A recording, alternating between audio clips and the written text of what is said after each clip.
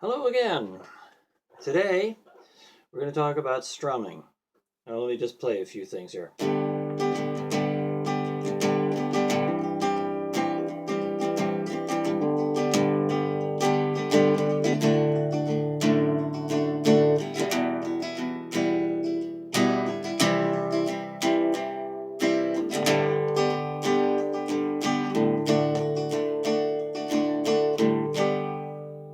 Wasn't that nice? Yeah, very smooth, very steady, very even. Nice strumming type sound. It's the way most really good players make the guitar sound like they know what they're doing. All right, well, we're going to try and give you a few hints on how to make strumming sound that good. It's not really that tricky, but there's a couple of things that you need to know. First of all, uh, we have a pick. All right, you're going to strum with a pick, not with your fingers, not with your thumb. Strumming with your thumb tends to sound too thuddy. Okay, this is a very amateurish type sound. So we have the pick. Well, alrighty. So here's how to hold the pick. You place the pick between, and you can do this with your right or left hand, doesn't really much matter, between the first joint of your thumb and what's called the hinge joint. We've talked about the hinge joint in other lessons. It's the first joint of the finger, but it's not pad to pad. You curl your finger around, okay? Let's see if I can show you this. You curl your finger around and then you rest your thumb on top of it. So it's not like the OK sign, okay? It's more like this. See it? Like that. Curled around. I want you to get a good view of everything there. There it is, okay? That's it. So the nail is over here and the nail is over here, all right? Now, what you do is you slip the pick in between those two so that the pointy end, and most picks have a pointy end, the pointy end is coming perpendicular out from your thumb and your finger, oddly. All right. Now you don't want it tucked too far back on your finger because then you have no flexibility at all. You don't want it too far out either. I'm covering up about half of the pick. Now you can't hardly see it, but there's lettering on this pick. It's just raised, okay? If you can't see it, it doesn't matter. I'm covering up about half the pick so that I have this leftover space. Now this is a very flexible pick, and again, it doesn't matter if you have a thick pick or a thin pick, or some of them are labeled, some of them have numbers. It doesn't really matter. You pick up a pick, the guitar pick that's comfortable for you. That's important. So you try out a few, and you go and put it in this position. All right. So now, the thing about holding it though is that you don't want to squeeze it. If you squeeze it too tight, then these fingers can't move because all your tendons are tightened up. That's not good. So you want to hold it loosely enough so that you can move your fingers, but not loosely enough so that you can just pull it right out. Okay, now see, there's a little bit of space in there all of a sudden, and you hold it too loosely, and your picture is going to fall on the floor. Worse, it can fall inside the sound hole, and you'll never get it out. Actually, I have a technique for that, but I'm not going to show you that today. Anyway, what you want to do is watch my thumb here. Can you see it move? Can you see it give a little bit? I'm holding it tight enough so I don't drop it, but not tight enough so that my fingers get all clammed up, okay? So there's got to be a little bit of a give in there. It's a very subtle thing. Okay, you see it move? It's very subtle.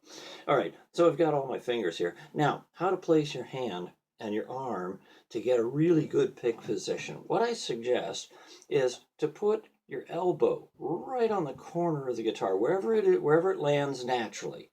And then you let your hand just drop onto the strings, and you place your pick on the third string. That's the third string from the floor. This being the first string, second string, third string. You place the pick on the third string and then drop your fingers onto the guitar. You don't leave them there, all right? This is how you get it though. And when you do that, the pick will tip, okay? It's not this. The pick is now at an angle. Can you see that? All right, it's at a slight angle. I didn't put it there. My hand put it there. The guitar helped. All right, so I've got my elbow here, bringing it around, setting it on the third string, laying the fingers on the face of the guitar. Perfect position. Now just lift it away. At which point, fingers are loose, pick's not going to fall out of my hand, and then what I do is brush the strings. Okay?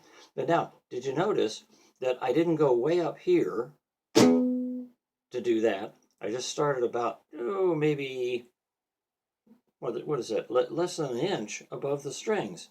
And just glide it across. See, here's the other thing about this position. If the pick is too straight, you get that. Here it gets caught in the strings. Hear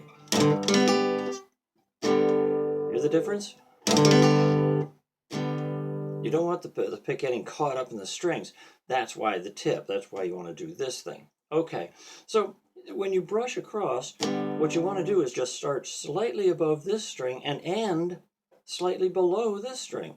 Maybe about the same amount. That's probably about 3/4 of an inch on both sides. Maybe an inch, give or take. You know, don't get a tape measure out. All right, just figure it out on your own. But don't start too high and don't end too low, because frankly, there's no advantage to starting up here. It's not louder. It's not better. It's just awkward.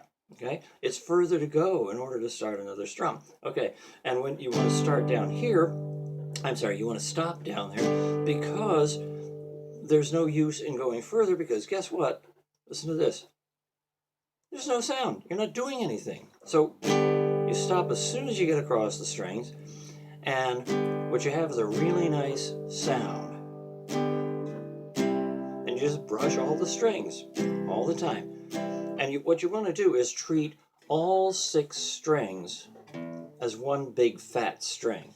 So you act as though you're brushing them all at once, even though in all practical realities, you're not. You're hitting this string first and then brushing across one at a time, but you do it so fast that it comes out as one hit, one stroke, one strum. Boom. Okay? So you don't waste a lot of time on that strum. Okay? So far so good?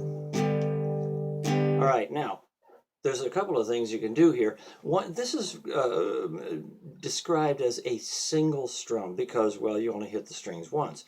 But interesting thing is, once you're down here, your hand has to come up in order to do it again. So you've got down, up, down, up, down, up. But you have to get out of the way of the strings to do that. And sometimes you want to do that. So sometimes if you're playing, something like this, something like that. Now you notice it sped up there after a couple of strums. Well, what I just did was I did an upstroke. So we've got the downstroke because I'm headed towards the floor. All right, downstroke across the strings, and now my pick is in a perfect position to come back up. Ooh, did you hear that? I didn't hit all the strings. Why is that? I didn't try to. I let the pick be where it is. And if I do that, the pick's still bent, angled. Okay, the pick is still angled. That I might only hit one string, might hit 2, might hit 3, I might even hit 4. I'm probably not going to hit all 6. I don't want to hit all 6 because if I do, it ends up that flappy, blappy sound. And nobody wants to listen to that. It's very annoying. So to get a really good strum, you do that. Brings the hand back up, and guess what position you're in? Woohoo, you're ready to go down again. Okay? And this is usually counted out as 1 and 2 and 3 and 4 and, or however many beats you need. Doesn't matter what the time signature is. And if you happen to be looking at a real life piece of music, you'll see 2 numbers, one above the other. at the beginning of a piece of music, and it'll be like 3/4 or 4/4 or 6/8 or something like that. You don't have to worry too much about the bottom number right now, but the top number tells you how many beats are in one measure.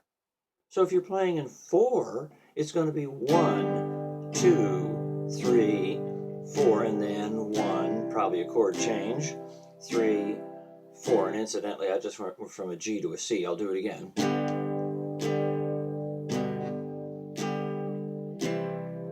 All downstrokes, okay?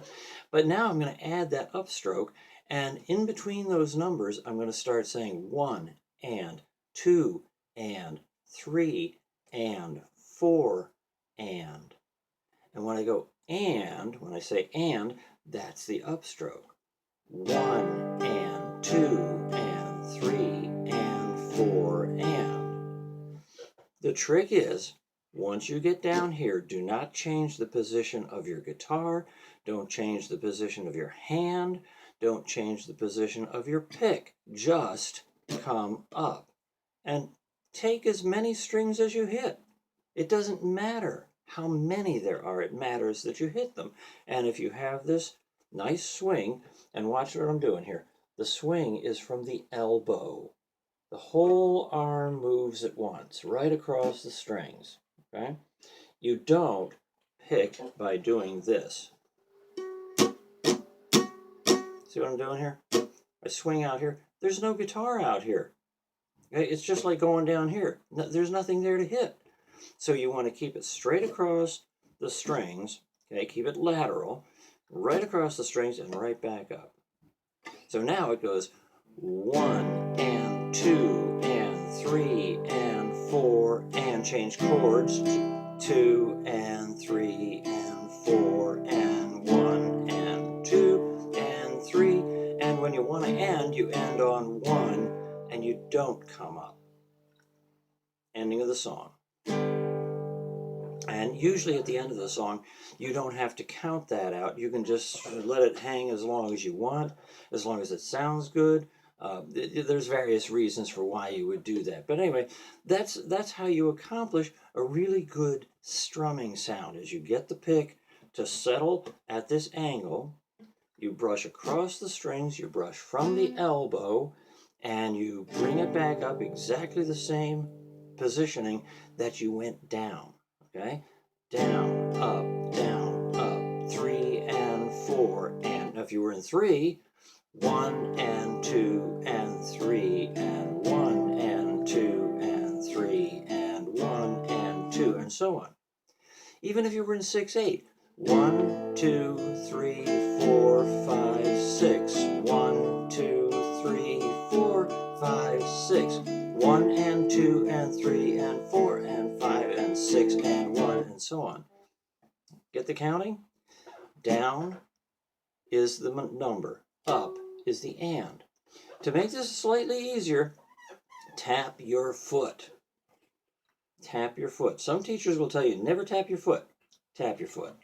And the thing is, when your foot goes down, your hand goes down.